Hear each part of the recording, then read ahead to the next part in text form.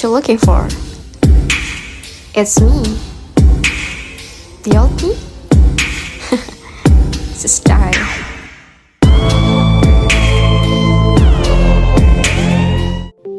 Kami dari kelompok 7 akan menjelaskan tentang antropologi kampus. Jadi di sini antropologi kampus itu terbagi menjadi dua pengertian, yaitu antropologi dan kampus. Secara bahasa, antropologi itu dibagi menjadi dua kata, yaitu antropos dan logos. Antropos di sini itu adalah kemanusiaan, manusia atau sesuatu yang membahas tentang manusia. Kemudian logos itu adalah ilmu pengetahuan. Jadi dapat disimpulkan bahwa antropologi ini adalah suatu ilmu pengetahuan yang membahas tentang manusia dan segala sesuatu yang berkaitan dengan manusia, baik secara biologisnya maupun secara kehidupannya dan lain-lain. Kemudian pengertian yang kedua adalah kampus. Kampus adalah tempat yang sangat luas. Di sana terdapat gedung-gedung dan juga bangunan-bangunan. Secara makna modern, kampus adalah suatu tempat yang luas atau yang terdapat bangunan-bangunan yang di sana digunakan untuk proses belajar mengajar puluhan bahkan ribuan mahasiswa. Jadi, antropologi kampus itu adalah ilmu yang membahas atau mempelajari tentang kehidupan manusia yang berada di dalam kampus, yang tercakup di dalam kampus, baik dari segi aspek manapun, seperti contoh mahasiswa, karena di situ mahasiswa adalah hubungan yang paling erat dengan kata kampus. Untuk mengetahui karakteristik dan ciri-ciri atau tipe-tipe mahasiswa lebih jelasnya, maka kita simak video berikut ini.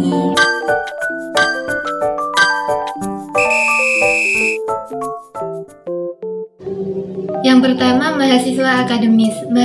Mahasiswa akademis adalah biasanya mereka lebih menonjolkan ke dalam bidang nilai akademik saja, yang menghabiskan waktu mereka digunakan untuk belajar dan belajar. Mereka hanya berorientasi kepada nilai dan hasil belajar mereka dan bukan untuk yang lainnya.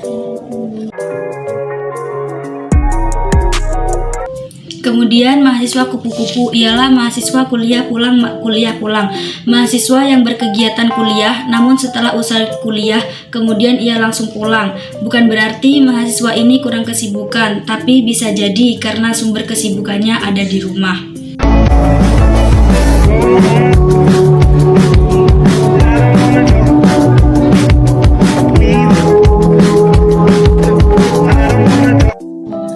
Selanjutnya yaitu mahasiswa kuda-kuda, ialah mahasiswa kuliah dagang.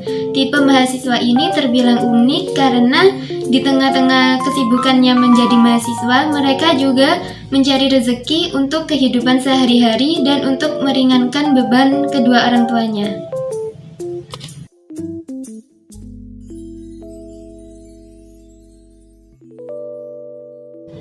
Selanjutnya yaitu mahasiswa kura-kura, kuliah rapat.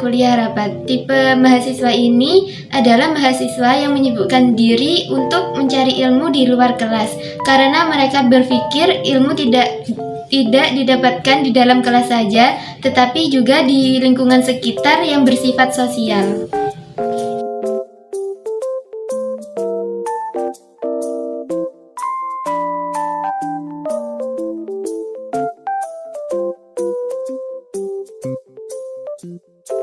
Selanjutnya yaitu mahasiswa kunang-kunang, kuliah nangkring. Biasanya mahasiswa seperti ini banyak ditemukan di pinggir-pinggir jalan, di kafe-kafe, ataupun di tempat wifi gratis. Semua tempat itu digunakan untuk sekedar duduk, minum kopi, makan jajan bersama tanpa memikirkan lingkungan sekitarnya. Berbeda dengan mahasiswa kura-kura.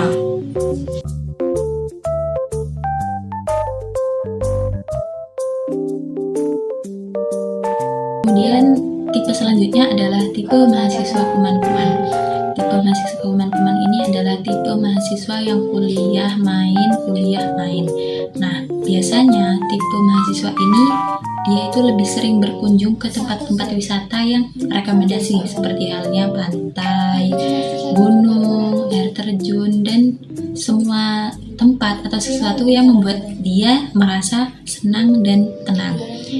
Dia tipe mahasiswa seperti ini biasanya tidak mementingkan kuliah atau akademisnya, akan tetapi dia lebih mementingkan tentang kesenangan yang ada dalam dirinya.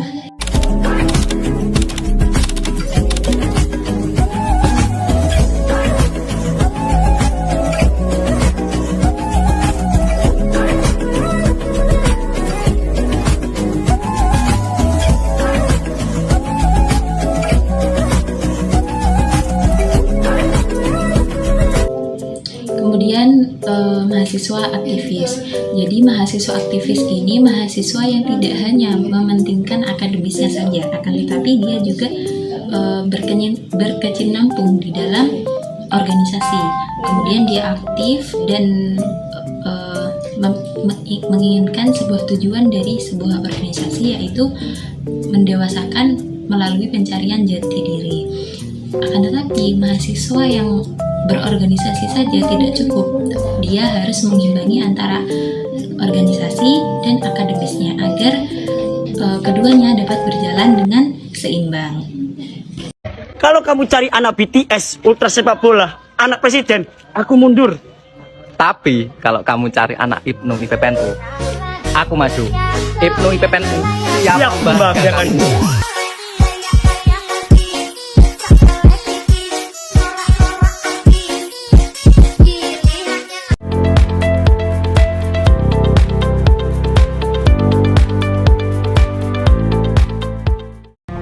Perempuan tuh ngapain sih pendidikan tinggi-tinggi, ntar ujung-ujungnya di dapur.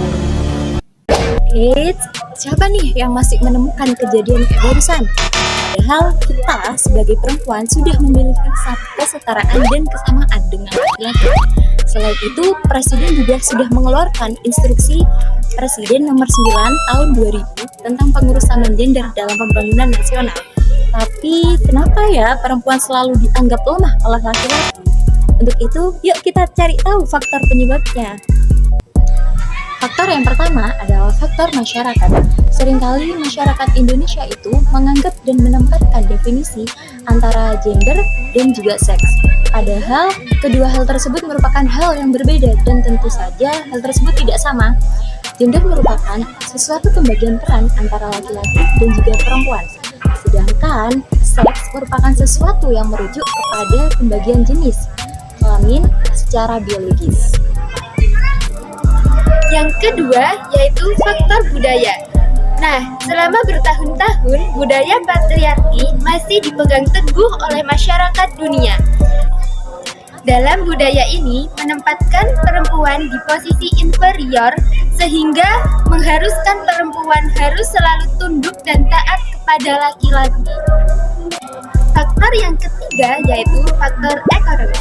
Nah, saat ruang gerak perempuan dibatasi, maka perempuan seringkali kesulitan untuk memenuhi kebutuhan hidupnya. Kalau seperti ini, perempuan sering dijadikan objek diskriminasi dan kekerasan. Nah, kalau sudah begini, siapa yang akan dirugikan? Jelas perempuan dong. Lalu, apa yang bisa kita lakukan? Hal pertama yang bisa kita lakukan yaitu dengan cara memberikan kesempatan pada para perempuan. Dengan demikian, tidak ada lagi seseorang yang bisa memandang perempuan dengan cara jenis kelaminnya. Akan tetapi dapat dilihat dengan cara kompetensi, skill, dan juga kemampuan yang dimilikinya. Hal kedua yaitu dengan cara memberikan perlindungan kepada perempuan. Dengan demikian, perempuan akan bebas beraktivitas dan leluasa melakukan segala hal tanpa takut adanya diskriminasi dan juga kejahatan. Sekian video kesetaraan gender dari kami kaum tujuh. Kalau dinyatakan mohon maaf dan semoga bermanfaat.